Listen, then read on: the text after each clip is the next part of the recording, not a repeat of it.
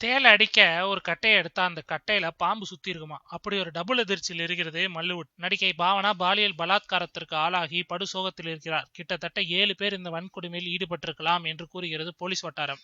நடிகை தானே, வெளியே சொன்னா இமேஜ் போயிடும், அதனால் சொல்ல மாட்டார். அந்த நேரத்தில் எடுக்கப்பட்ட வீடியோ பதிவை காட்டி காட்டியே ஏகப்பட்ட கோடிகளை கறக்கலாம் என்று திட்டமிட்ட கொடூரர்கள் இப்போது உள்ளே. ஆனால் இதை கூட்டணி போட்டு செய்தவர்கள் யார், தூண்டுதலில் செய்தார்கள், யாரெல்லாம் குற்ற பின்னணியில் இருக்கிறார்கள் என்றெல்லாம் அலசி ஆராய்ந்த போலீசின் கண்களிலும் விசாரணையிலும் சிக்கியவர்களில் முக்கியமானவர் நயன்தாராவின் கார் டிரைவர் சேது. இவருக்கும் பாவனா விவகாரத்திற்கும் சம்பந்தம் இல்லை. ஆனா பிரபல நடிகைகளின் கார் டிரைவர்கள் யார் யார், அவர்களுக்கு குற்ற பின்னணி இருக்கிறதா என்று ரகசியமாக நோட்டமிட்ட போலீஸ்க்கு கிடைச்ச தகவல் தான் ஷாக். இந்த சேது சில வருடங்களுக்கு முன் கொலை வழக்கில் சிக்கி சில வருடங்கள் கம்பி எண்ணியவராம். இந்த விஷயம் தெரிந்தோ தெரியாமலோ தனக்கு கார் டிரைவராக அவரை நியமித்திருக்கிறார் நயன்தாரா. இதில் கொடுமை என்னவென்றால் இவர் நயன்தாராவின் கார் டிரைவர் மட்டுமல்ல, அந்தரங்க பாதுகாப்பாளரும் கூடவாம். சமீபத்தில் நயன்தாராவின் கேரளா வீட்டில் இன்கம் டாக்ஸ் ரைடு நடந்தது. அப்போது செய்தி சேகரிக்க சென்ற பத்திரிகையாளர்களை ஓடவிட்டு தாக்கினாராம் இந்த சேது. இவரது குற்ற பின்னணி பற்றி நயன்தாராவுக்கு சொல்லியிருக்கிறது போலீஸ். அவர் என்ன முடிவை எடுக்கப் போகிறாரோ.